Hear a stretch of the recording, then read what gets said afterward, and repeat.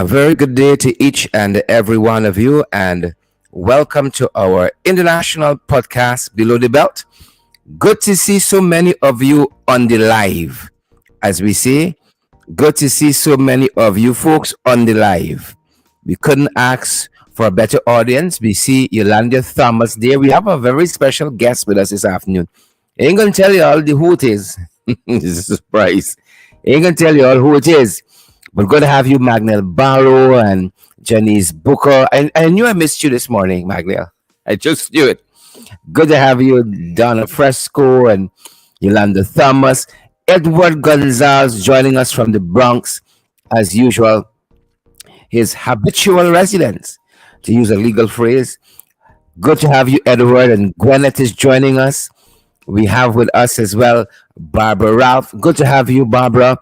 And Donna Joseph is here. And all the other folks joining us on Twitter, on LinkedIn, on Facebook, joining us on YouTube. Joining us on the tube, guys. We're going to have joining us today none other than Sharma Rahim Solomon. He is Guyanese. He is bred and born here. I don't even want to say he's a Lindoner, but he's from Linden, like me. He's from Linden, lives in Linden, and he's going to be here with us, folks. We're talking about Forbes Burnham, Lyndon Sampson Burnham. We were talking about him, folks. Former executive president, man, myth, legend. They tell us, had he been alive, he would have been celebrating his 100th birthday. And so we're going to be talking about the legacy of Forbes Burnham.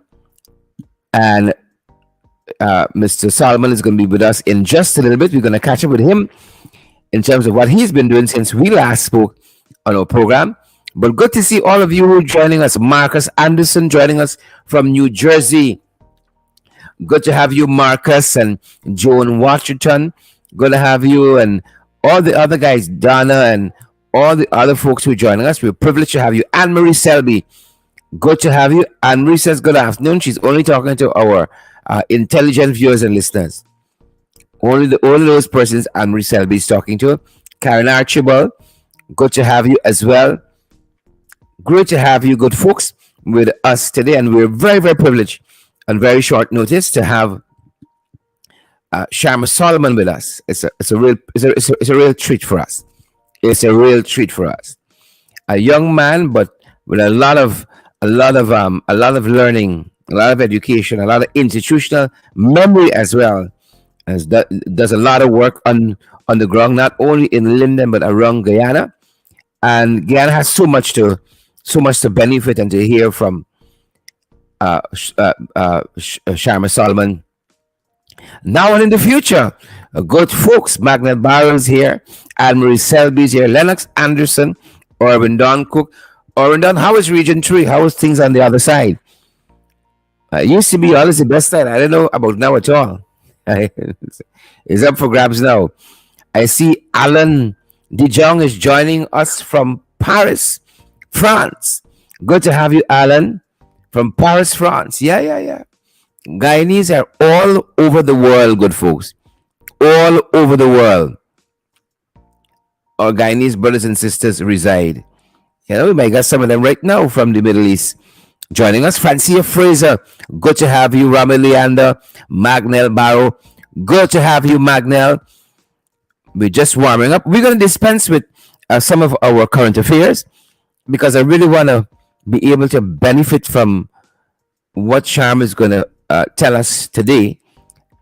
So I want to give us maximum time to do that. Beatrice, Debbie Hohencourt. Debbie, we see you there. How are you doing, Debbie? Debbie, we want a profile picture, right? We deserve a profile picture.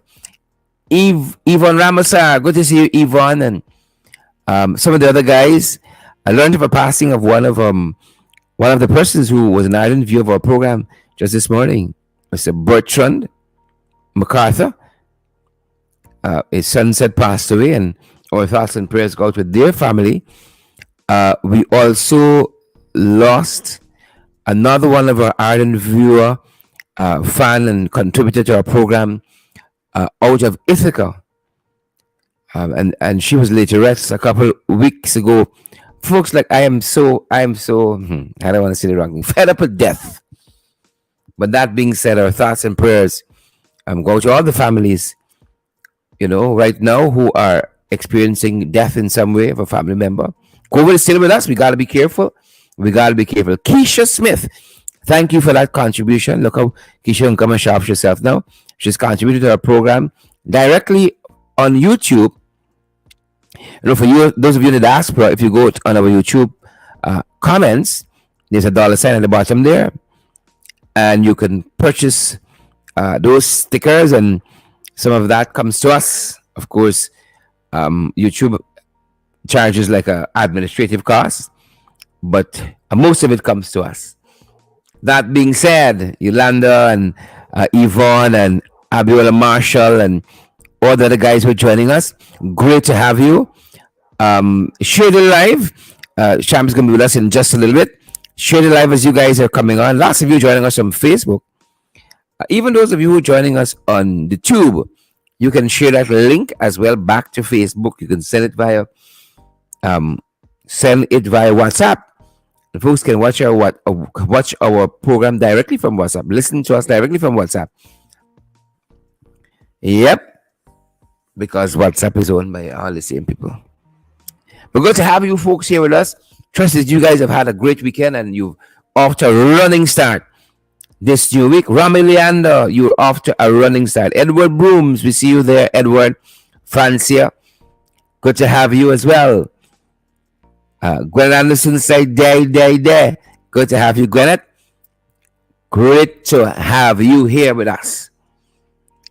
And who else do we have? Beatrice is saying that she's on Staten Island with my girls. Yeah, enjoy, Beatrice. Beatrice is touring. Beatrice is currently she's on Staten Island with her girls. Maureen Williams, we see you there. Sharma's getting lots of welcome and hello from the folks who are listening to us. Lots of welcome and hello from the folks who are listening to us. Lots of emojis as well. So apparently we brought the right person today. Apparently we brought the right person. As soon as he's ready, we're going to have a go at it, folks. We are going to have a go at it. We're so happy to see that you guys are out today with so much vying for our time on a daily basis. We count ourselves privileged to have you guys here with us. We count it a privilege to have you folks here with us. We're good to see you, Rami Leander, Anne-Marie Selby, Francia Fraser. Francis, I here with y'all. Barbara McDonald, we see you there as well. Good to have you, Barbara. And all the other folks. Folks, I'm thinking about a North America link up for summer. I might be on that side for summer for a couple of days. I'm contemplating Roxanne Aaron, a North American link up. Rolinda Jordan. That's what we're contemplating. So we can see some of you folks in the flesh. And as soon as Sharma is ready, we're going to be out the blocks like a bolt of lightning. We're going to be out the blocks like a bolt of lightning, good folks. Like a bolt of lightning. Guys, as you use the roadways at home or abroad, let's be careful. Sharma, very good afternoon, sir. Hi, good afternoon, Sherrod. How you doing? Blessings to you and your kind audience. How things, sir? We are well. Thanks for asking. How are you doing? Let me ask the question, what have you been up to since the last time we were privileged to have you at the center? Folks, the one and only Mr. Sharma Solomon, our community leader extraordinaire. Go ahead, Sharma. I have been I'm always involved in the community, Sherrod. I know that much. You know, That much we know. so yeah, so I have been around. I'll give you this for example. I held a series of community meetings at the end of last year, um, just trying to stay engaged, but more than anything else, staying engaged to appreciate just the conditions of the average man and woman and how Guyanese are managing. It's difficult not to be on the ground. It's difficult to take your hands off, so to speak, the trigger. So you have to sense the pulse at every given opportunity. So you have to sense the pulse at every given opportunity. So you ask what I've been up to as late as, or in fact, early as last November, December. I was on the ground visiting during the issue of the Mocha incident, but they know that my heart, my thoughts, my prayers were with them. As you know, Sherrod, I saw you in Linden when we had a similar situation in Amelia's ward with the Yeah, government yeah, heavy-handedness of bulldozing farms and homes. So, correct. but we've been around, Sherrod, and we're back around and we're on the ground, back again doing work. Excellent, excellent. You're on the ground. Just before we head into frontally into our discussion on the life and legacy of Mr. Burnham, Forbes Burnham, um, what are you hearing out there? This country, it seems to a lot of people, the more oil we find, the more oil we have. Like, the more difficult things are becoming. What sense do you get when you're on the ground and you're talking with people? You live in this country like the rest of us. What are your own thoughts? There is a certainly a disconnect, Sherrod, from the average working class man and woman across the divide, and we see the government's attitude towards the dispersal or the distribution of wealth, Mm-hmm. equitable distribution. Inequality is the prime uh, issue that plagues this society because it doesn't discriminate inequality. Um, it affects every single Guyanese. When they wake up, they see their cost of living going up and they're unable to meet those needs basic for themselves and family. So you hear that, you see the sort of disrespectful consideration of the government to deal with the appreciation of people of their own plight, the way they think that they can entice people with these one-off grants, and people tell you the next day we're hungry, so people are not fooled by it. People are feeling pinch. People understand the inequality that exists, and what they see every day that they wake up is that their lives are not improving but continue to fall behind. And as you said, in an oil economy, in one of the most wealthiest economy projected by the IMF, by all indicators, and this is how Guyanese feel when you speak with them.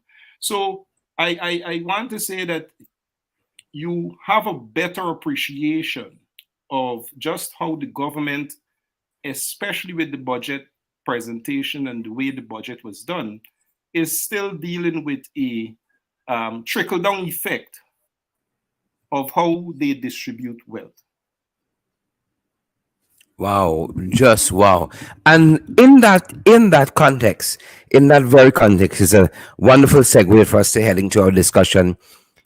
Lyndon Sampson Forbes Burnham, or Forbes Lyndon Sampson Burnham, his life, his legacy. For those younger people who might not have a good sense of who Lyndon Forbes Sampson Burnham was, um, give us an initial outline, and then maybe we can talk about some of what he has done for us as a country. And I noticed that this time, when we are celebrating his birth centennial, I see lots of, in the usual places, a lot of negativity as regards his legacy. And as I heard my pastor said once, President Burnham has died so many years ago, and they're still trying to bury him. They're still trying to bury him. And I think it speaks to the kind of person that he was these many years later, and we can look back and still see his hand and his mind and what he wanted for us as a people, as a collective. Talk to us, Cheryl. And I will take that particular point that you made last, but I'll take the point that you asked about. So people may ask, even at a tender age that I still am, I still consider myself. What do you know of Burnham at 100 and the vision and the man himself? Well, I can say to you, as a Lindener, I would always say to Lindeners that Linden is not a place. Linden is a person. And that person is Linden Forbes Sampson Burnham. So when you think of what went into the construct of this community, Linden, its name, its origin, what it represented, even the challenges and the benefits to Burnham himself by the workers, by the working class, by the bauxite miners. As a youngster growing up in the 80s, we were fashioned by the good or bad of what came out of the policies of Burnham, whether those were the clothes, feed, house yourself. We grew up in the era of self-help. We came through that as a fashioning tool of our ideologies and philosophies. So you ask what I know of Burnham. I know as an 80s baby and someone who grew up in this community, Linden, how we were fashioned by his ideals and concepts. So I speak from that position. I also speak from the position of being in politics as a former regional chairman, as a member of the People's National Congress, what we see as one of the most structured party in Guyana and maybe in the Anglo-Caribbean as it relates to choosing the leadership, as it relates to the internal democratic process, as it relates to just how the party vision for Guyana and the conditions existing in the time, whether those were the international environment and the party outlook on pursuit of independence and the party outlook on the pursuit of republic and the party outlook on ensuring the small man is the real man. And these efforts driven by Burnham, I think the party itself is on the foundation, stands on good foundation that could continue to project to this country not only the ideals and values, but those vision that still exist. And I come to that last point that you made of where do we see those visions? Coming from those two perspectives, Sharon, the perspective of how we were shaped in the 80s, and coming from Region 10, in particular Linden, where do we see those visions? You can identify them in, for example, the Linden-Sioux Dike Highway. There is no other single piece of infrastructure that stood and still stands the test of time of what it does for not only the economics, but the social condition, the transformation of bridging the coastland with the interland, and how that piece of infrastructure still represents itself as a major economic hub for moving resources in and out of the interior. It still stands. No government have brought to you any new vision in relation to a piece of infrastructure that represents such significance to Guyana development. You ask about the vision again, Sharon.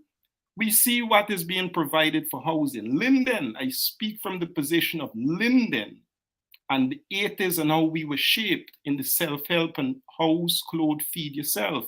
We have several such schemes.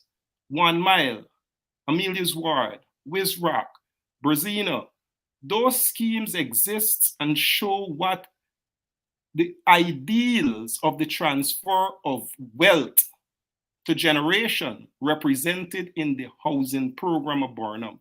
And you see a sharp contrast in what is provided for housing today in terms of the infrastructure. We could go see infrastructure that still stands. So not just the contest of who made what best, but even in the vision of what lasts.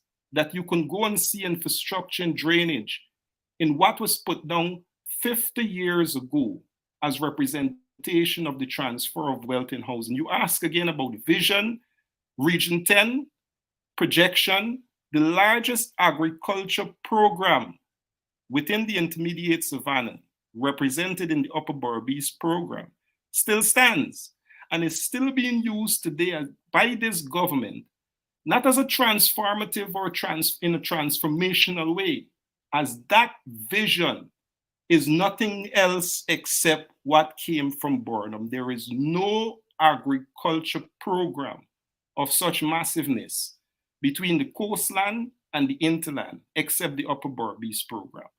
So there is nothing new. 23 years of the PPP, another set of years of this government. And I can say to you, the vision of ensuring that critical role of what was provided for Region 10 by Burnham, we can speak to only that as an ideal of what represents the development of Guyana in a national strategic way, but how the people of Region 10 also benefited. And there are several others, Sherrod, but I choose to speak from those two perspectives of my personal understanding of shaping from the 80s and my political relationship to the party, and how only in Region 10 we can see that sort of massive vision, especially if we look across Guyana, whether those were social programs of NIS or in education. I think we can't stop speaking to the volume of Burnham, but I leave it there for now. Excellent, excellent, Sharma. I want to circle back to what you mentioned about, and I think it was so apt to start with Linden.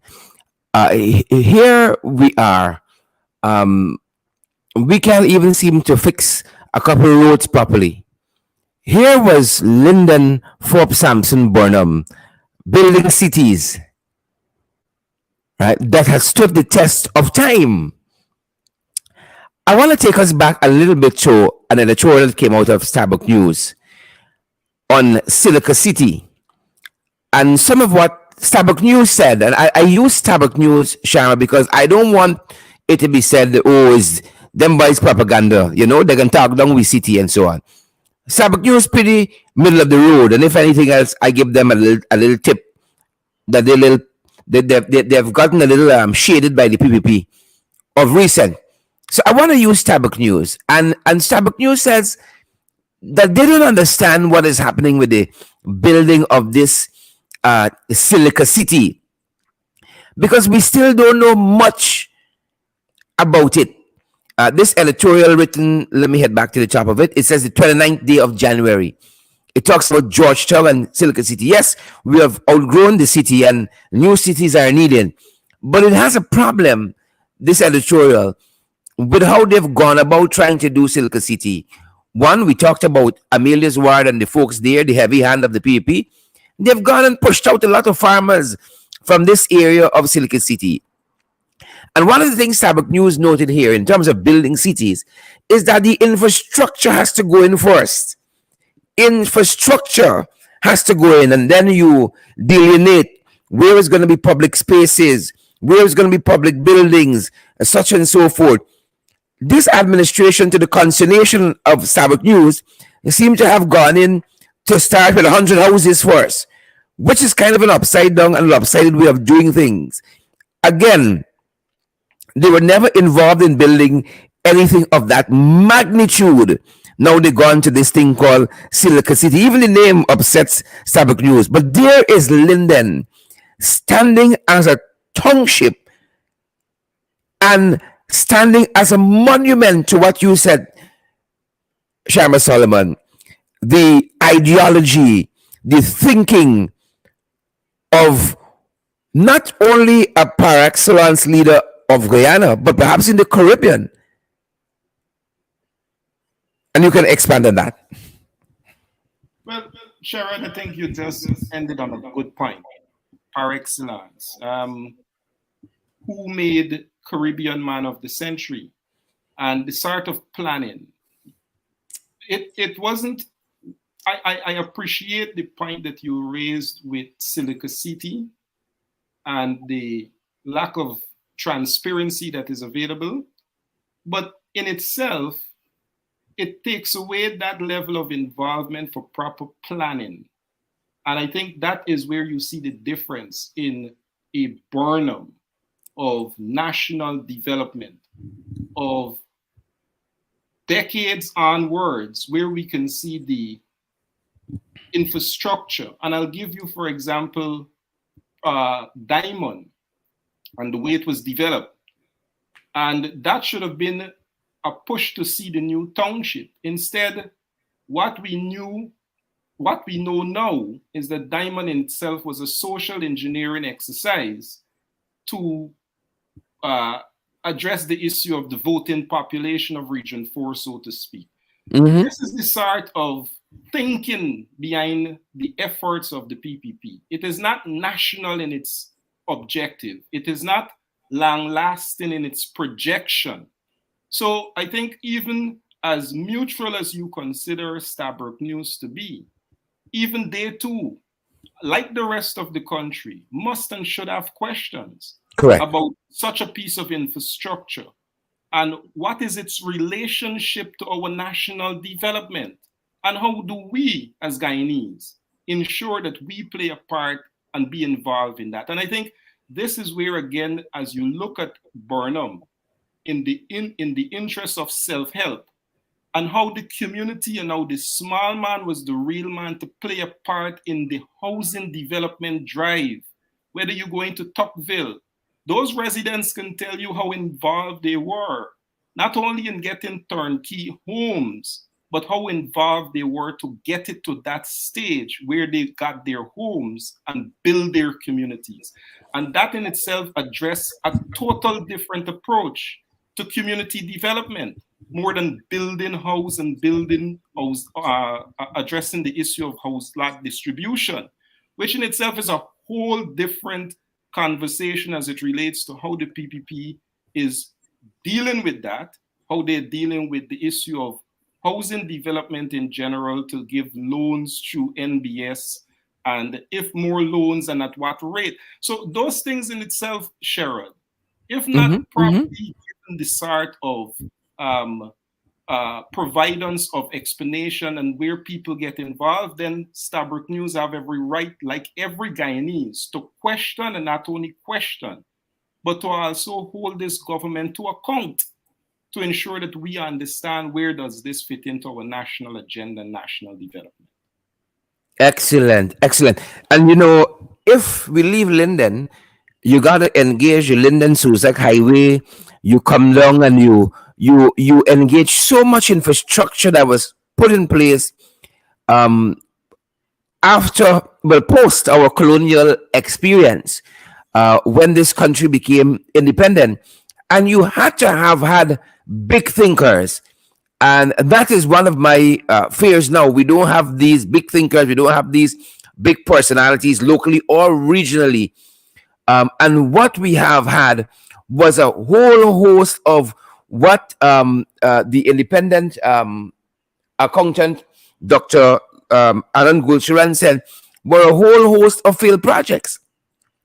And he started with the Skeldon modernization factory. He wasn't, I think, intending to belittle or to diminish the PPP by any means, but the facts are the facts.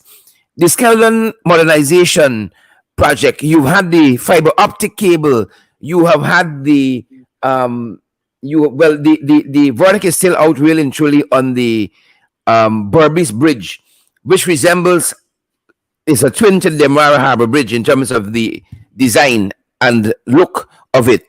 You've had the fiber optic cable, you've had the one laptop per family. All of these he labeled as failed projects. And even with this gas to shore project, it looks as though Mr. Jack Dio is fighting for legacy in a way that Forbes Burnham did so effortlessly. Sharma. Well, I think you're making all the points, Sherrod. The legacy would be the legacy of those um, those policies that you just outlined. That's the legacy. We are the ones that are living with the legacy today. It is our brothers and sugar, our brothers and sisters in the sugar belt, who is dealing with Skeldon. It is the brothers and sugar, brothers and sisters in the sugar belt who are dealing with the non-reopening after the promise to open those sugar factories and give people the jobs that were promised. That is the legacy.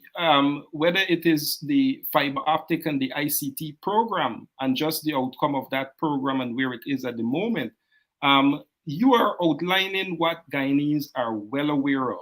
And I have outlined earlier what Guyanese are still benefiting from, which are the vision, which is and entails the vision of Forbes Burnham on a national agenda, and which still stands the test of time. And I'll give you this, for example, as you spoke about that entire area. This is, again, because the context in this conversation is not for people to say my projection, even though it is in the literature and it is in the national arena, even though they're trying to stop our young people from even knowing who the first executive president was and his achievements and accomplishments, good or bad.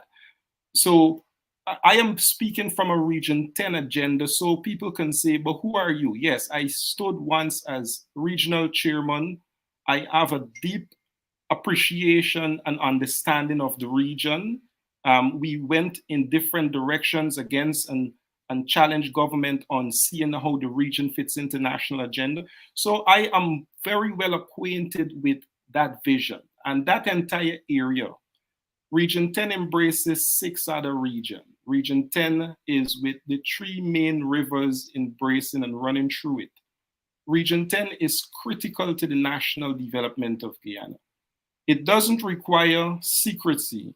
It requires a national conversation to know how are we going to ensure Region 10 remains that pivotal region that provides the sort of resources, collects the resources, whether it's our natural, mineral, timber, bauxite, gold, quarry, laterite, sand.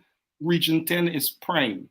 That agriculture program in the Upper Berbice River, which comes right back into Region 5 and embraces Region 10, along with Region 4, those were intentions to be used for national programs. So when we see now a Silica City going up, we have to know then, have we changed the direction and what direction are we heading towards? And I think that sort of uncertainty is what we see as a policy management of the state today.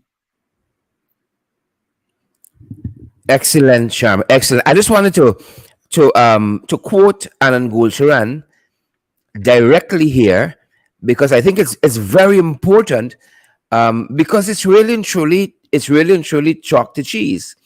When you think about it at a deeper level, here is this extraordinary thinker where accounting and so on is concerned, and putting his mind to all of these mega projects that we have had, and just a couple I pull out: the CGIA, the Skeldon Sugar Factory, the One Laptop per Family, the fiber optic cable. Millions upon millions, billions upon billions of dollars, and here he's saying nothing was achieved. I'm quoting him, April 19th, 2022. Nothing was achieved, but the country saddled with death. He went on to say these projects, and of course, they were all mega projects, and as they were deemed to be, they're going to be transformative projects. Goswan says they failed completely to deliver in terms of their objectives, their outputs, their outcomes, their impacts, thereby encumbering Guyana's public debt to the tune of, and he quotes here, 115 million US dollars, with little or nothing to show for the expenditures incurred. We don't talk about that nearly enough. nearly enough. And now we have the other things that they're doing, and they have this whole thing again. They come back. These are going to be transformation. These are going to be transformational projects. But we have their history on that. We can talk about Burnham as a regional man, right? We can step out of Guyana based on the time that we have, and we can talk about Burnham. You said it there, man of the century for the region. You got CARICOM. Is it by a fluke that the headquarters for CARICOM is in Guyana? Sharma, is it a fluke? Sherrod, this now becomes a new dimension of just what Burnham represents, not only to Guyana and the Caribbean, but the world. And as we reflect at 100 years of Forbes Burnham, just the man himself, and that impact that went not only in the domestic arena of those things outlined earlier, but in the international arena. And you think about the times, you think about the era, whether it was the era of the colonial era of struggling for independence and what that meant. What that meant. We are going to be celebrating on the 23rd, a few days from now, our republic. Countries today are still fighting for republican status. We are the first in this part of the world to have acquired that under the foresight of Forbes Burnham. We went into non-alignment in the era of the two great powers. Guyana stood tall in the international arena under Forbes Burnham. When it was issues such as apartheid in South Africa, we played our part to ensure that the brothers and sisters in South Africa were liberated. This was the intellect that challenged not only the issues that affected us domestically, but went beyond our borders. That today, at 100 years, the individual and the impact made in the impression to be noted is unmatched, even as noted as Caribbean Man of the Century, is still unmatched in the achievements. And we must be proud as Guyanese to speak on those. So you ask as a comparison to what we have today and those transformational, we still see the transformational in the domestic issues. As I said, you have to think about the budget, for example, where most of the money went into infrastructure. It is not only about what we see, it is about how we embrace it as a people. So you say it is transformational in two mornings. The roads in the Media's Ward, for example, are already dismantling. The roads are done to 20% and not a complete piece of road. This is state we are getting in Linden, for example. You look at the sort of management. So it is not just the individual as a leader, but the foresight for strict managers to give you the quality that we still see. For example, in a piece of infrastructure like the Linden Suez Dyke Highway, it's been limping because of lack of or there of the absence of proper maintenance. And in fact, the scope for expansion and development as we expand, moving the road from Lethem. So those are some of the insights. So you asked about transformational. Guyanese with the sort of resources we have now should not be hesitating to see transformational. We should be seeing transformational. Instead, as I said earlier, this was noted at the Summit of the Americas last year, and we took no note that the time for trickle-down economics is dead. And we went ahead and almost put $1 trillion into trickle-down economics, feeding the big boys. So how do we see the small man, who should be the real man, having that feel of transformational when nothing was given to him? For example, public servants in $1 trillion budget. They have to be told in promises like they were last year. It's there. Where is it? How is that transformational? Those are the challenges that you compare in your own realities. And nobody have to convince you otherwise about what Forbes Burnham did. The man at 100 years and what he still represents. His impressions are not only transformational, they still stand the test of time in our overall national development. Excellent. You know, here is Valerian Hackett saying that we were one of the four founding members of CARICOM. And it just underscores the point that Forbes Burnham and at least a couple other leaders in the region, they were they were willing and able and bold enough to take on the biggest issues. What we see is a lot of leaders now with very myopic vision. We got a cost down culture, which I think, Forbes Burnham and the leaders and his contemporaries probably roll in their graves when they see what passed for leadership and when they see what passed for vision. But here you have CARICOM, still standing, been badly treated by some of these guys of late, but still standing. You could not have a Haiti operating the way Haiti operates with a Forbes Burnham in the region, right? And in these fits and throws, back and forth, the way Haiti is doing, and everybody just sit down quietly. You mentioned fighting against apartheid in South Africa and fighting against some of those forces right in the region here, right in the very region. And so it just again speaks to the kind of person that he was. But before we wrap up, look, I have another comment here that I want to use that says that, LFS Burnham made some people nervous to this day. Which brings me to that other question. Why is it so many years later we aren't large hearted enough not only to appreciate Forrest Burnham as a former president, but maybe all our presidents? Why are we living in the 21st century in enclaves? Why are we in schisms and chasms to this day? We can't even have a universal appreciation. He was an executive president and he accomplished much for our country. Why are we yet struggling? How are we struggling, Sharma? Um, Undeniable is the truth, Sherrod.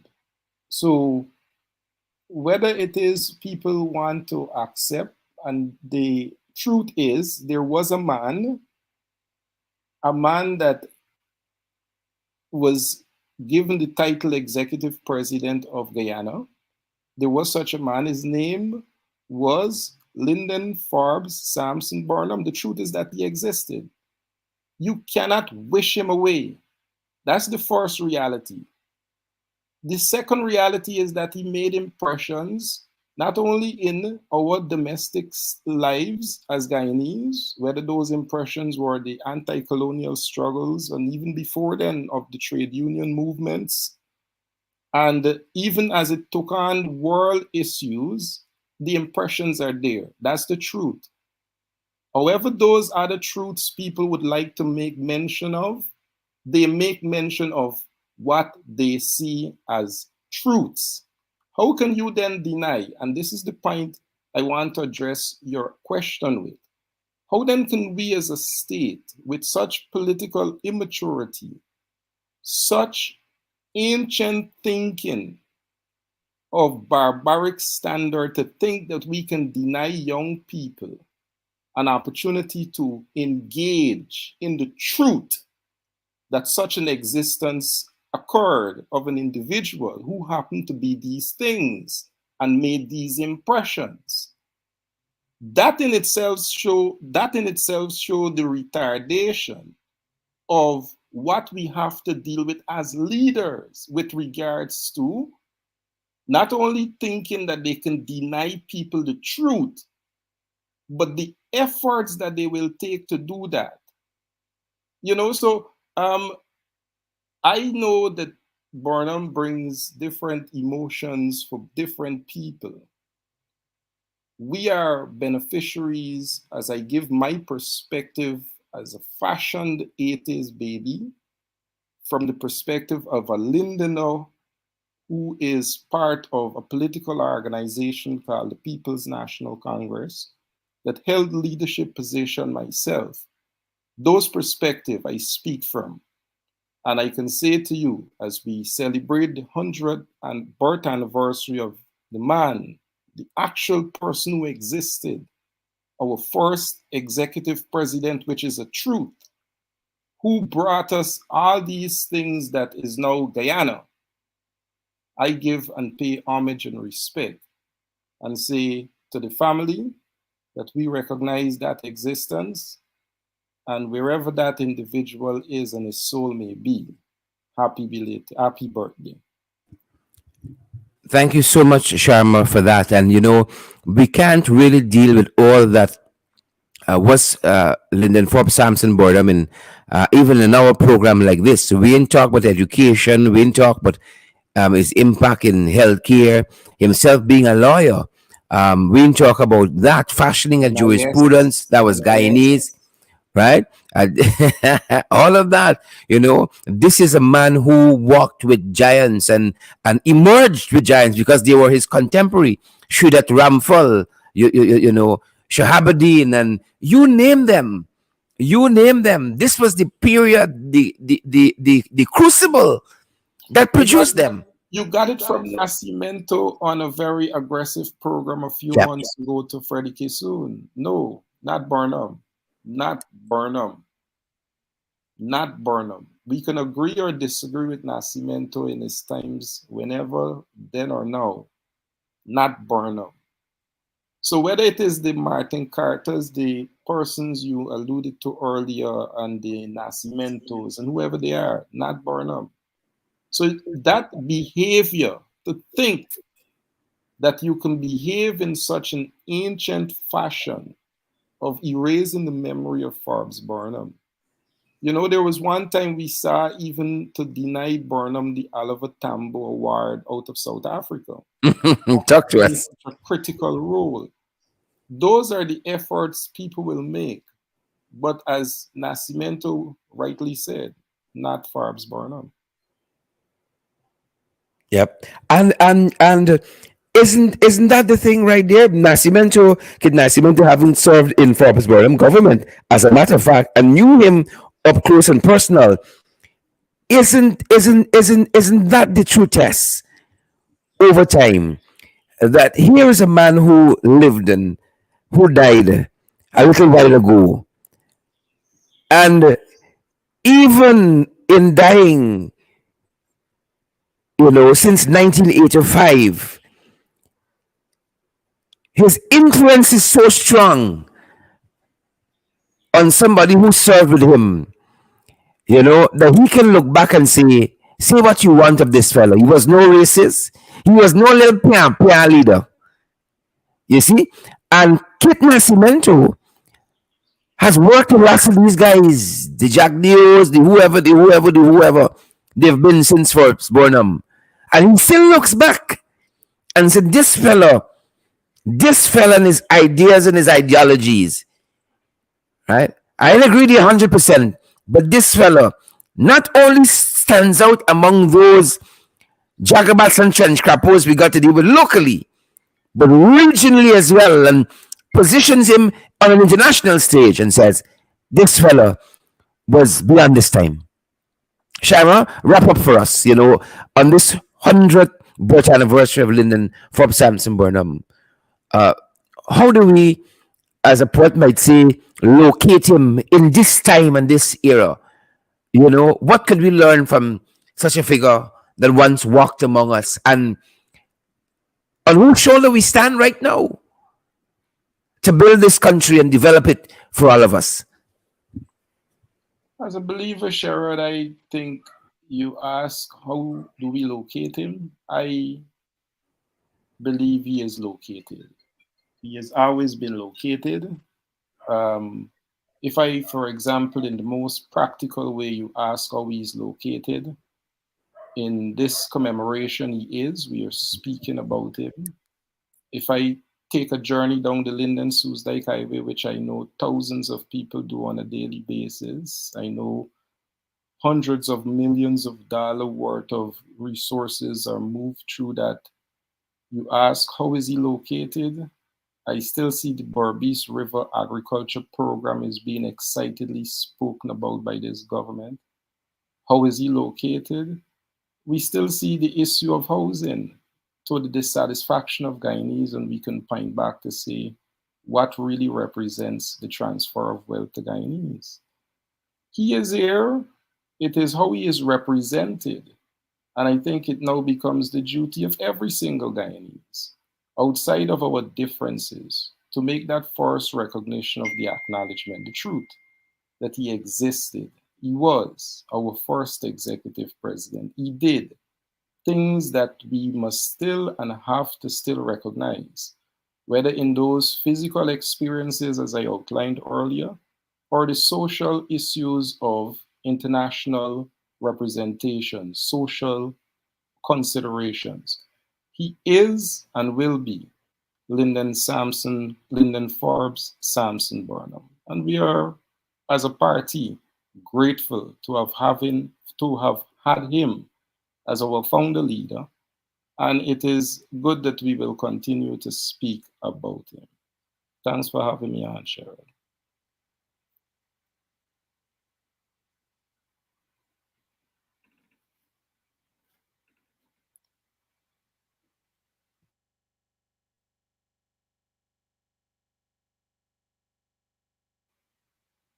Hello.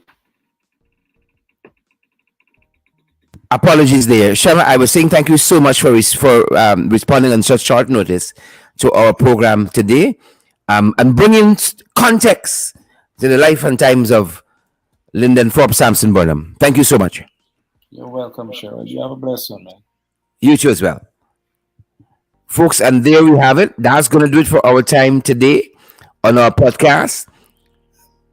Thank you guys so much for being here with us, and series right on time.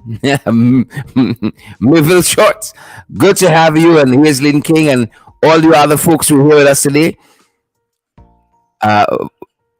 Volume Kendall says, we wish he were here with us now. Yep. It is what it is. Thank you, Valderine Hackett, who says, may his soul continue to rest in peace. Maureen Williams, good to see you, and Annette Cummins and all the other folks who are here with us. Maureen Williams, good to have you. Karen Clark, and all you other folks. We're going to see you guys this evening, our final program for the day. Thanks for joining us, each and every one of you. Wherever you tuned in from today, wherever you guys are tuned in from, you're in the diaspora, you're home in Guyana, you're on Twitter, you're on Facebook, you're on the Tube, you're on LinkedIn, wherever you're joining us from, it's been a privilege. Thanks for joining us, guys, and stay safe. That's going to do it for us. Stay safe.